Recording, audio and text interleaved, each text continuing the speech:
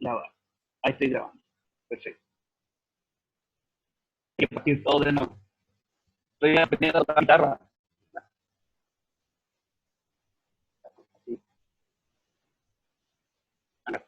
Ya.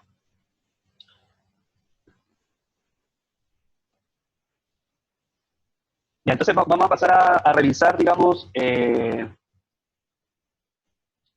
algunos principios que caracterizan al construccionismo social y ponemos crítico, ya veremos por qué sumamos, digamos, la cualidad de crítico y por qué no construccionismo social a secas.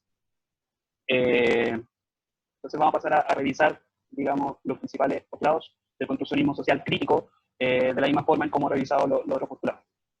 ¿Sí? Entonces tratar de abordar la manera en cómo desde esta teoría se comprende la realidad y se comprende el sujeto y la relación entre sujeto y realidad.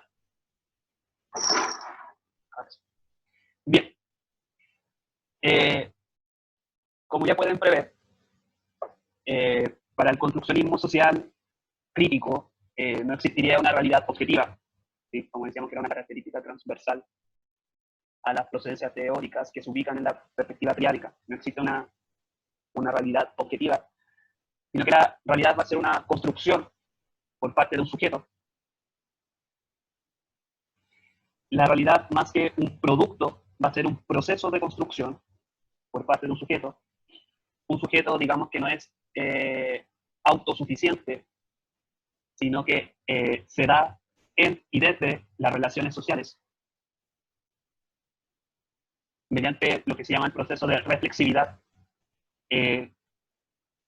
Cuando tengamos la sesión destinada al sujeto, ¿sí? Hay una sesión luego de pasar a ver comunidad, hay una sesión destinada al sujeto. Vamos a profundizar qué se está entendiendo como reflexividad. ¿Sí? Pero mientras tanto nos podríamos quedar con la capacidad de la reflexividad, es como ese proceso por el cual el sujeto se forma recíprocamente en relación a otros. Quedémonos, digamos, con esa consigna. Ya después, cuando veamos la sesión de subjetividad, vamos a profundizar más que reflexividad.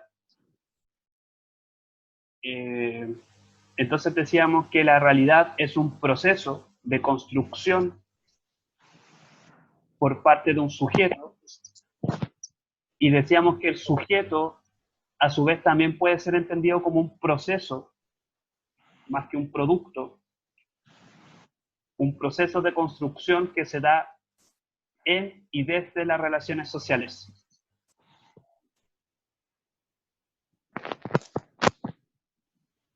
¿Sí? Ahora, las formas y contenidos de las relaciones sociales van a estar situados y mediados en un contexto histórico. ¿Sí? Por ende, al tiro uno puede intuir. Entonces, el contexto histórico también media la configuración de este proceso que llamamos sujeto.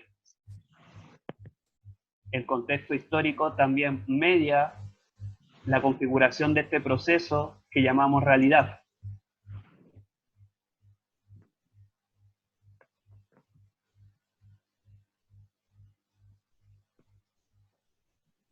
Bien. El contexto histórico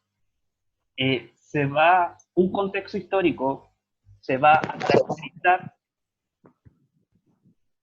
por un conflicto determinado entre fuerzas antagónicas respecto a las condiciones materiales de la existencia. Ahí nos fuimos un poco más lejos. París, Nato. que hay una parte que no escuché. ¿En un contexto histórico se puede qué? Un contexto histórico se caracteriza por un conflicto entre fuerzas antagónicas.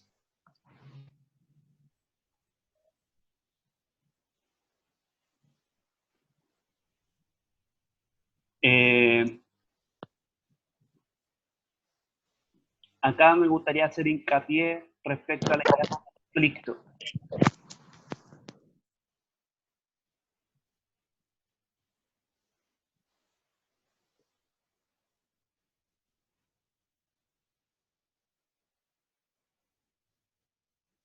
un contexto histórico se caracteriza por determinados conflictos entre fuerzas antagónicas.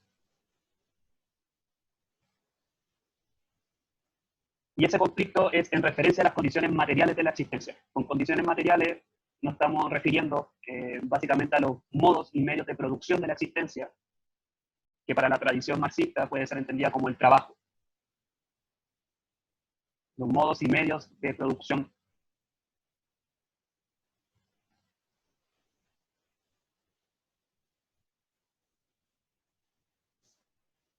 De alguna forma, el contexto histórico es un periodo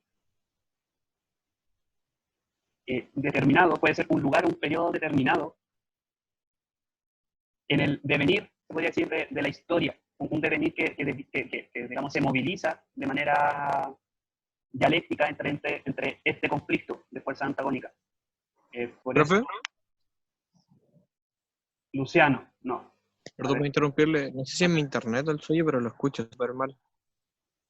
Como que apenas le entiendo. No sé si a alguien más le pasa. Yo tampoco Sí, Tengo a mí. con mucho cortado. Igual se escucha como recortado. Lo último, ¿dónde quedaron? Como ¿Todo bien? Oye, Paris, ¿y si desconectáis la cámara?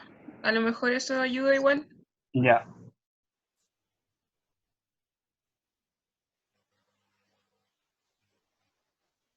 Hola. Sí se escucha. Perfecto.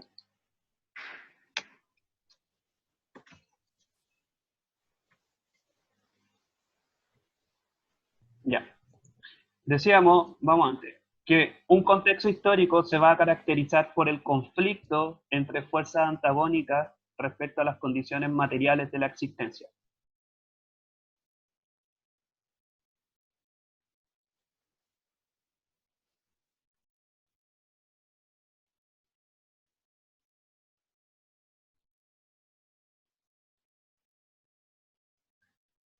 Atendiendo a la tradición marxista, cuando hablamos de condiciones materiales de la existencia, refiere principalmente a los modos y medios de trabajo, a los modos y medios de producción.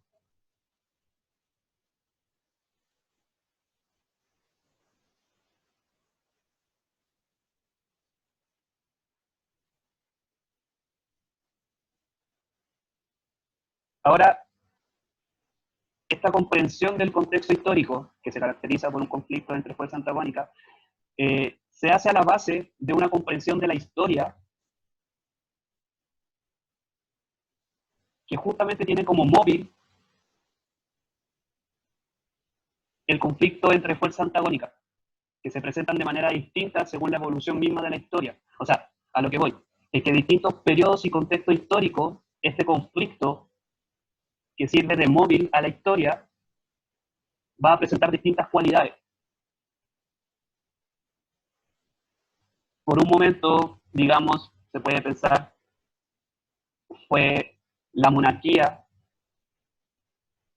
quienes ostentaban los modos y medios de producción, luego fue la burguesía, luego puede ser pensado los empresarios.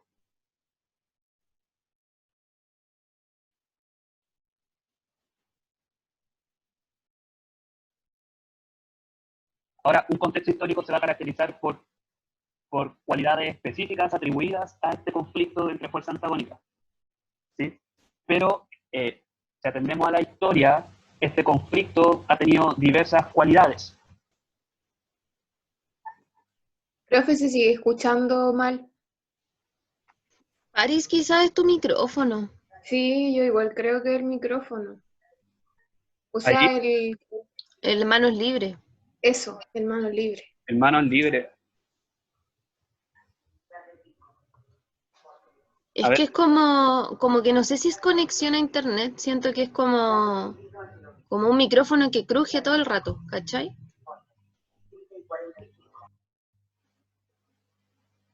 ¿Ahí? ¿O no? Lo mismo.